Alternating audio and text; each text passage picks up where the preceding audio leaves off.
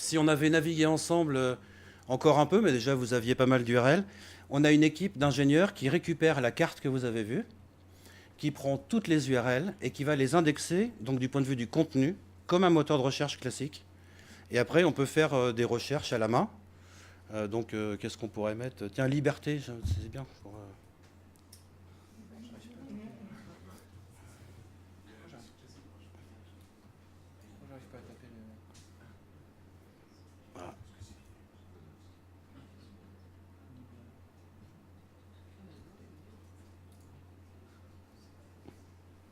Alors voilà un moteur, le type de moteur qu'on essaie de développer. Admettons que demain à Sciences Po, il y a des gens intéressés par les questions de politique ou de, je sais pas, de sondage au CEVIPOF. Non, mais au sens politicien du terme, hein, je ne suis pas un spécialiste du tout. L'intérêt dans ce type de portail, c'est que vous avez données web 14 831 résultats. Ça, c'est les URL qu'on a indexées de façon automatique. Mais vous avez aussi actualité. Par exemple, si un chercheur est intéressé par les news éditées sur un site, on peut indexer donc les flux RSS. Et puis la dernière trouvaille qui, moi, me paraît la plus intéressante, c'est que vous avez ressource 1. Qu'est-ce que c'est que ressource 1? Les gens qui aujourd'hui travaillent sur la question arctique, donc au CNRS, ils ont un intranet qui est en fait le même moteur mais pour eux, sur lequel, en glisser-déposer, ils vont mettre des PowerPoint, des points doc, votre documentation dont vous vous servez pour faire vos recherches. Et le moteur Magellan indexe les 3 types de sources. Plus il y a de chercheurs à mettre des documents personnels de travail sur le moteur, plus le moteur va analyser le contenu et pour le coup aller chercher sur le web ce qui correspond.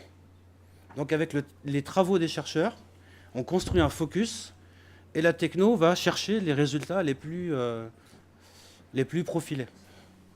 Donc par exemple là, en glaciologie, dans le domaine de la chimie, dans le domaine aussi de l'ingénierie, du forage, du pétrole et du gaz, dès qu'il y a un chercheur qui met un PDF, un rapport, etc., dans son espace de travail interne qu'on a ici, ça permet d'alimenter voilà, le portail dans sa recherche automatisée de documents. On essaie de faire dialoguer aussi vos documents personnels que vous avez sur vos ordinateurs avec les technologies web. Et on aimerait bien, donc on développe des technologies qui vont sur le web chercher des documents qui ont des points communs avec ceux que vous avez sur votre bureau. On fait de la recherche en fait profilée. Ça, c'est des vrais outils de veille qui peuvent être utilisés dans les entreprises. Non, c'est vous qui, là, vous êtes dans l'intranet du truc. Vous avez un compte, moi j'ai un compte.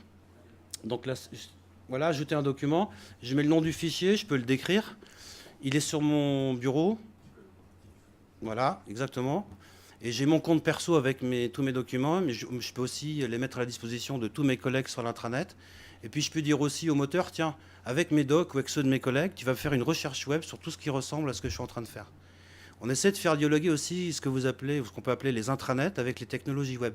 Pareil, l'idée c'est d'aller chercher l'expertise de là où elle est, chez les chercheurs et sur leur disque dur et dans leurs documents, pour avoir les bons profils de recherche sur le web.